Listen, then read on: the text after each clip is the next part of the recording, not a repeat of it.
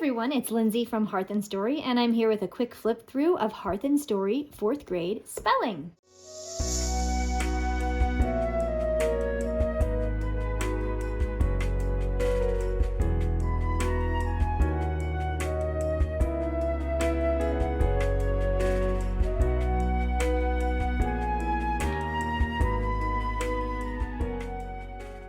So let's get into it. This is a year-long spelling course. If you've seen Hearth Story 5th grade, this is actually pretty similar. Up in the front, we have all the standards that it goes over, mostly spelling, obviously, but some of the language standards as well, especially learning those Greek and Latin roots. All the materials that you'll need. I didn't list out every single thing that you'll need to do the hands-on practice that comes in the 4th day of each week, but it's listed in every week. Whatever you want to do, whatever's working best for your child, for that part, you don't need to do every single one of them. You'll be picking and choosing the ones that you like to do, and I'll get into that in a second. Our word lists this year come from commonly misspelled words, especially words that adults misspell as well. Confused homophones, so those are words that sound alike but are spelled differently and have different meanings, and then words with those Greek and Latin roots, and words that illustrate one of the spelling rules that we are actually trying to teach. You are going to be giving the spelling, the pre-test and the post-test to your child. In fact, I'll go through a normal week. Here's all our words are up in the front and placed to write in our persistence words, which I'll show you in a moment. But you're going to be giving those spelling pre-test and post-tests every week to your child. So you're going to have that list in front of you, and then you're going to be reading off the words, and you're going to want to just put one into some sort of sentence, put each one into a sentence so they can hear it, especially for those homophones, so they can tell which homophone you're talking about. Here's kind of how a typical week will work. So you'll give that pre-test on the first day. Your child will think how they, try their best to spell it as best they can. And then they're going to circle a C, an I, or W for confident, iffy, or wild guess. And anyone that they are confident in and also got right, they do not need to practice anymore. They already know it. There's no need to continue practicing it. But if they didn't know it, they got it incorrect, or if they were kind of iffy or just took a wild guess, those are going to be those words that they do for the rest of the week.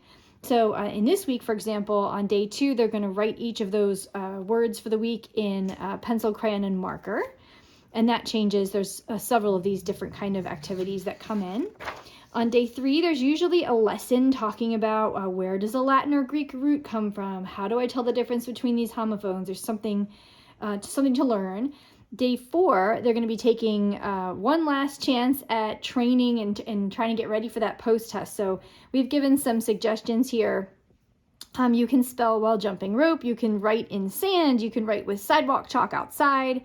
You could spell while you're swinging on a swing. We have several of these different tactile options throughout the course. There's a different group of them each week that's presented. And then on the 5th day, you, the parent, will be reading that list again, and we're going to see if we can get those correct this time. But if you can't, that's okay. Any that you still don't know, you're going to be adding to your persistence list. And then every 5 weeks, we come back and we have a week just for those words, just for those troublemakers that are going to come back in and try to get them that second time. So week 2, same thing. We have the pre-test. This time we're writing in bubble letters. So just, these are different every time. Here's that lesson again. And here this time we've got some different ideas for final training. And then once again, go ahead and do your post-test. Anything you didn't get correct goes onto the persistence list. So now that list is building. Maybe it's got 3 or 4 words on it.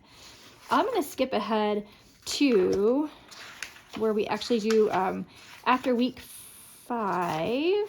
After week 5, we do our first persistence list. So this week, we're really just coming back and doing the words that are on persistence list 1. And those become our new words that we test on. And we run it like any normal week. There is a review in here, usually of all of our Latin and Greek roots, where they're doing some activities. And they'll come back one more time and see if they can get them on day 5. If not, they're going to move forward to persistence list 2.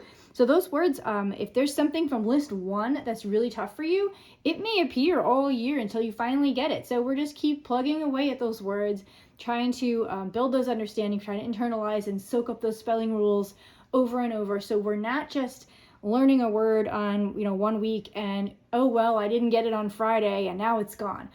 So we're gonna keep hitting those all year. So this goes on for about 24 weeks of regular words and then 5 persistence weeks. So that's 29 total weeks.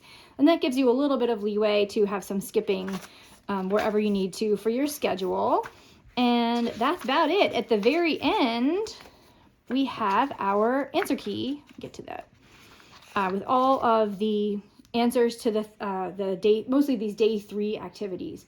But like I said, mostly what you're checking against is actually that list at the front of the course of the words. So that's something that the parent will be using quite a bit. I'll show you that one more time. Right at the front, we have all of our lists. And here's where you would be writing down your persistence words that made it onto those lists. So that's about it. Let us know in the comments if you have any questions, and happy homeschooling.